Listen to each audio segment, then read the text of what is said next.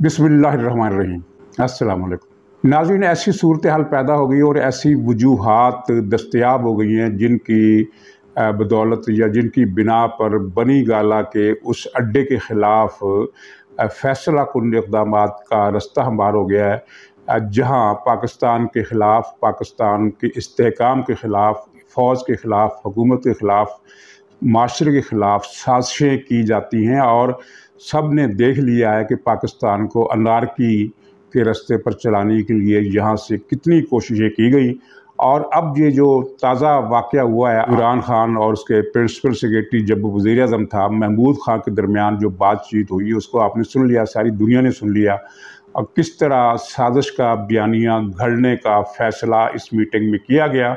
और ये भी कहा गया कि जो मिनट्स हैं कार्रवाई के, यानी जो अमेरिका से सिफारती मुरासला आया था, तो उसके मिनट्स हम जो अपनी मर्ज़ी के मुताबिक बनाकर अब अमेरिकी साजिश का बयानिया घड़ेंगे और इसके साथ खेलेंगे। इसने सारा पर्दा चाक कर दिया है। और लेकिन यहाँ मैं आगे बढ़ने से पहले ये बता दूं कि कल जो दो इतलात मिली थी वो सही साबित हुई हैं।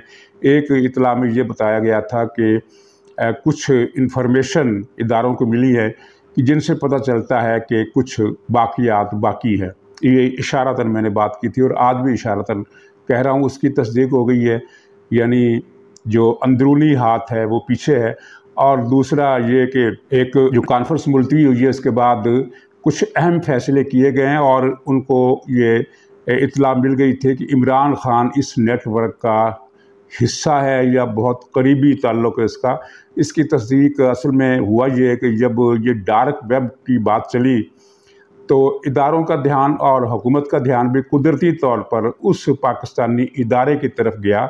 इदारे से मुराद एक निजी इदारा है, तो उस निजी इदारे की तरफ गया जो डार्क वेब पर पोर्नो फिल्में सप्लाई करने वाले दुनिया के चंद एक बड़े इदारों में शुमार किया जाता है और जो जाली डिग्रियां बनाने का बिज़नेस बहुत कामयाबी से चलाता रहा है और जो बहुत बड़े बड़े बोल भी बोलता है।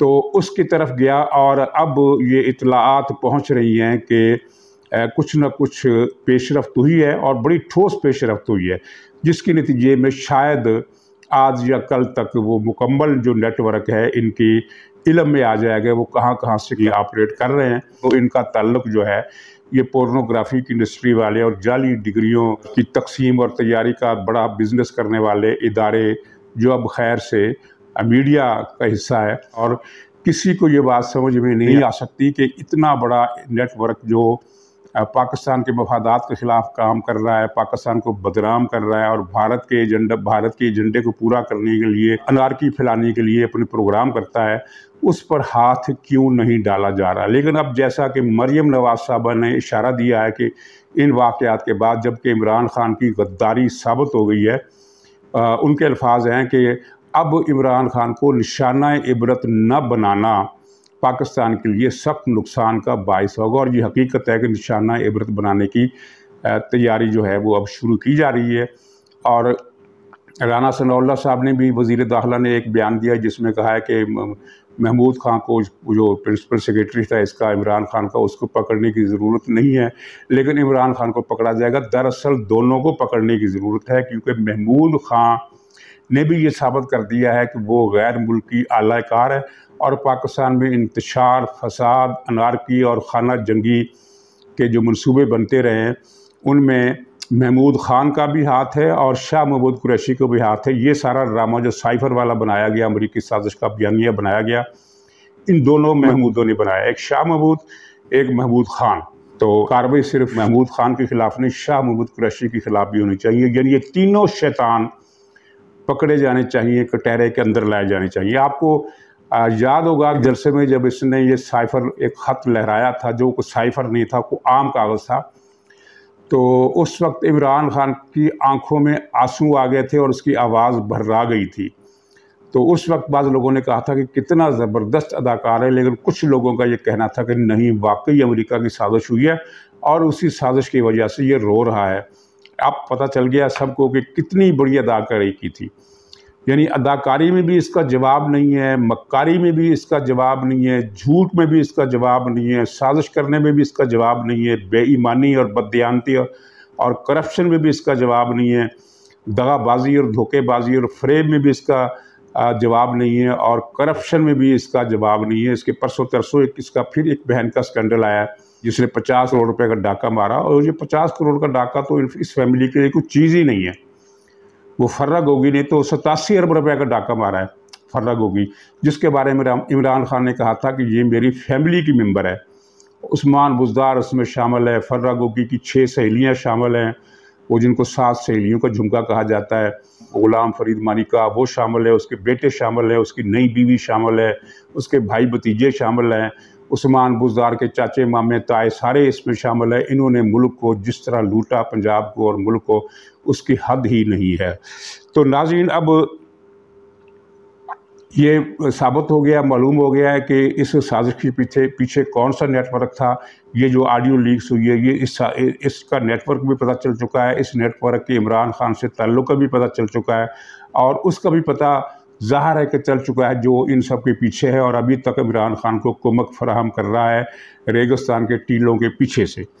تو اب دیکھیے کہ کیا کارروائی ہوتی ہے۔ آثار یہی ہیں کہ جو اعلیٰ سطحی اجلاس ہوا ہے اس میں اس خطرے کو، جو قومی سلامتی کے لیے خطرہ ہے، سیاسی ماحول کے لیے خطرہ نہیں ہے بلکہ قومی سلامتی کے لیے خطرہ ہے، پاکستان کے وجود کے لیے خطرہ ہے، اس سے نمٹنے کا کسی نہ کسی شکل کے خاکے پر اتفاق ہو گیا ہے۔ یہ بھی ایک خبر میں آپ کو دے رہا ہوں، اور یہ اس کے ساتھ ہی آپ کو یہ بھی سمجھ میں آ گیا ہوگا کہ یہ عمران خان پچھلے 5 مہینوں سے خانہ جنگی، سری لنکا بننے اور خونی انقلاب کی دھمکیاں کیوں دیتا رہا ہے۔ اسے پتہ تھا کہ میں جو واردات کرنے والا ہوں، اور عجیب اتفاق یہ ہے کہ پشاور کے جلسے میں اس نے خود اپنے بارے میں یہ کہہ دیا کہ میں آخری واردات کرنے والا ہوں، اور یہ سب کچھ کیوں کر رہا تھا، کیوں کہہ رہا تھا۔ اس کو گمان تھا کہ میں ان چیزوں میں کامیاب ہو جاؤں گا، جو میں نے جتنے سازشوں کا جتنا بڑا جال بچھا دیا ہے وہ بار بار ثابت ہوگا۔ لیکن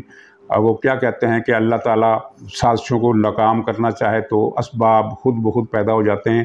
اب اسباب اس کے خلاف اکٹھے ہونا شروع ہو گئے ہیں، وجوہات ملنا شروع ہو گئی ہیں، اور اس کی ساری کوششیں ناکام ہو گئی ہیں۔ اب اس کا ایک جو ہے انتظار ایک چیز کا ہے، وہ یہ سمجھ رہا ہے کہ بہاولپور سے کوئی نکلے گا اور اسلام آباد پہنچے گا اور مجھے حکومت پر بٹھا دے گا۔ وہ کیسے نکلے گا، کیسے بٹھا دے گا، یہ مجھے تو لگتا ہے کہ کچھ شیخ چلی کا خواب ہے، لیکن اس میں سازش کا پہلو بھی ہو سکتا ہے، اور یقیناً اگر کوئی پہلو ہے تو قومی سلامتی کے ادارے اس سازش سے ناواقف نہیں ہوں گے، ان کی اس پر نظر ہوگی۔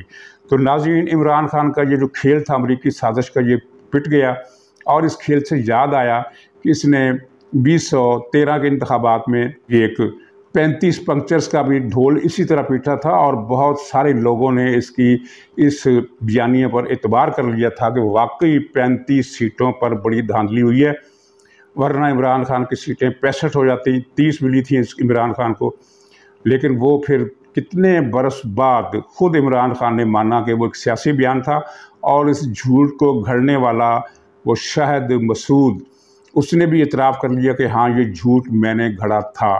اور اس بے شرمی پر نہ تو کسی نے شاہد مسعود کو اور نہ کسی نے عمران خان کو پوچھا، نہ کوئی کیس بنا، نہ کوئی حد تک کوئی دعویٰ دائر ہوا حد تک عزت کا، یا کسی طرح بھی جو اتنا بڑا جھوٹ بولنے کا دعویٰ ہوتا ہے۔ اور یہ شاہد مسعود وہی ہے جس نے بہت پہلے ایک فراڈ پروگرام کیا تھا کہ قیامت فلاں سن میں آئے گی، وہ سارا جھوٹ اس نے گھڑا، مقدس مذہبی کتابوں سے غلط حوالے دیے، ان کو غلط انٹرپریٹ کیا، اور پھر یہ وہی شاہد مسعود ہے جس نے نواز شریف کی جو پچھلی مرتبہ حکومت تھی تو اس وقت قصور میں ایک بچی زینب قتل ہوئی تھی، اور اس بچی کو درندگی کا نشانہ بنا کر قتل کرنے والا ایک آوارہ گرد منشیات کا عادی اور لوفر ٹائپ چھوکرا تھا، جس کو بعد میں پھانسی بھی ہو گئی۔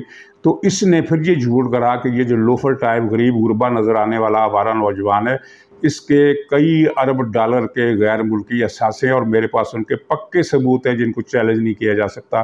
یہ الف سے لے کر یہ تک ایک ایسا احمقانہ جھوٹ تھا کہ جس نے سنا اس نے उस पर इसका मजाक उड़ाने के अलावा कुछ नहीं किया। लेकिन PTI के लोगों की, हामियों की हालत, ज़हनी हालत देखें कि उनकी एक बड़ी तादाद ने शाहिद मसूद के इस वाहियात झूठ को सच मान लिया और उसके हक़ में प्रोग्राम किए कि ये शाहिद मसूद सच कह रहा है। तो फिर उसका झूठ का क्या हशर हुआ? तो इमरान खान को शाहिद मसूद जैसे झूठों की हमेशा हमायत हासिल रही है। इस वक्त भी मीडिया में 10 या 12 एंकर पर्सन ऐसे हैं जो इमरान खान के घड़े हुए झूठे बयानिए को सही साबित करते हैं और उसके हक़ में प्रोग्राम करते हैं और उसके हक़ में तज़्यीर लिखते हैं और लिखवाते हैं। तो ये झूठ का कारखाना अब मुझे लग रहा है, मेरी छठी से कह रही है कि ये झूठ का कारखाना अब अपने अंजाम को पहुंचेगा। और नाज़रीन, इसमें कोई तज्जुब की बात नहीं कि ख़ुद PTI के अंदर से इसके ख़िलाफ़ आवाज़ें उठी हैं, जिनकी ख़बरें आपको चंद दिनों तक सामने नज़र आ जाएंगी। इख्तलाफ पैदा हुआ है, कुछ लीडर ऐसे हैं जो पार्टी को छोड़ने का सोच रहे हैं या पार्टी की पॉलिसी पर तहफ़्फ़ुज़ात ज़ाहिर करने वाले हैं। मंज़र आम पर आकर वो ये सब कुछ करेंगे और ये चंद दिनों में होगा। इसके अलावा यकीनन PTI के वर्कर्स में कुछ न कुछ हामियों में ऐसे लोग होंगे जो इस ऑडियो को सुनने के बाद अपनी राय पर नज़र-ए-सानी करने के लिए मजबूर हो जाएंगे। तो ये एक बड़ा इनकलाब है। इनकलाब इस मानों में कि हालात में इमरान खान को एक हवा बनाकर पेश किया जा रहा था जो रियासत को खा जाएगा, और अब हालात ने जो पलटा खाया तो वो लग रहा है कि अब रियासत इस हव्वे को खा जाएगी, क्योंकि इस हव्वे को बनाया भी रियासत ने था और इसका सफाया भी रियासत ही के हाथों में होगा, चाहे वो बज़ाहिर हुकूमत के हाथों से होता हुआ लगे। और ये वही बात है जो हमने बहुत पहले से कई मरतबा की है कि जिन्होंने ये गंद डाला है उन्हीं को ये गंद समेटना पड़ेगा। बनी गाला गंदगी, गलाजत, झूठ, नजासत, मुनाफकत, साजिश, फ्रॉड, बदकारी, बेईमानी, करप्शन का सबसे बड़ा अड्डा है पाकिस्तान में, बल्कि मेरे ख्याल में दुनिया में इससे बड़ा और अड्डा कोई शायद ही हो। तो इस अड्डे का अब जो है कला कमा होने का वक्त आ गया है।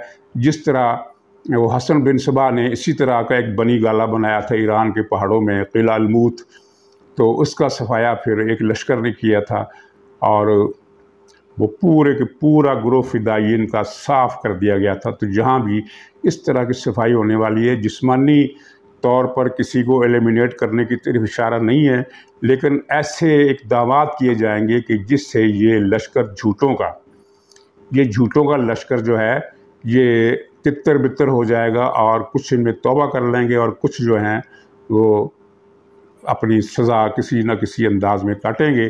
तो इमरान खान जो कल तक बढ़ के मार रहा था, अब वो इस ऑडियो की लीक होने के बाद और इस ऑडियो लीक का जो ड्रामा था जो डार्क वेब के हवाले से चला, उसके नेटवर्क तक पहुंचने के बाद बहुत सारी अहम चीज़ें सामने आने वाली हैं।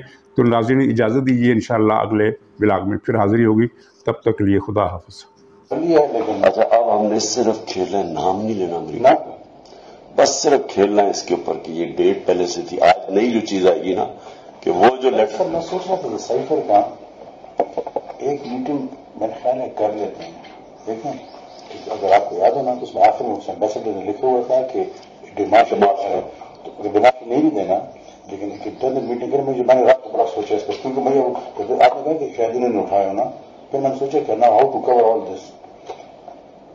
एक मीटिंग करते शाहमूद कुरैशी और फॉरेन सेक्रेटरी को, शाहमूद कुरैशी कहेंगे कि वो लेटर पढ़कर सुनाए, तो जो भी सुनाएंगे ना मेरे पास कॉपी और नहीं बता दें, वो मैं मिनट्स में कर लूंगा कि फॉरेन मिनिस्टर ने यही चीजें सुना, फॉरेन सेक्रेटरी ने यही चीज सुना दी, इसमें ये था।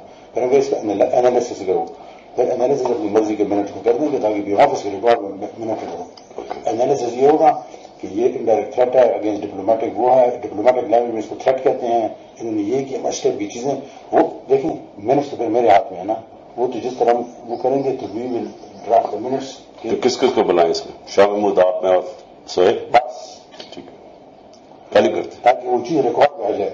अभी देखें आप खुद दिखाएंगे, वो कहेंगे ये कौन सा फोटो स्टेट है, तो वो पढ़ कर सुनाएंगे तो एग्जैक्ट नोट करने के लिए मैं पर स्वयं उसी में कॉपी कर लूंगा आराम से, तो वो ऑन रिकॉर्ड आ जाएगी ये चीज नहीं है। और फॉरन से भी तो सुनाए ताकि وہ نہ ہو نہیں پولیٹیکل وہ چل رہا ہے تاکہ بیوروکریٹک لیول پر ایک چیز آئے. یو انڈرسٹینڈ ناٹ نہیں تو وہ اس نے تو لکھا ہے امبیسڈر نے. ہمارے پاس وہ کاپی نہیں ہے نا. یہ کس طرح انہوں نے بتا دیا یہاں سے اٹھی جس نے اٹھائی. لیکن وہ تو ہے تو فارم. اچھا یہ تو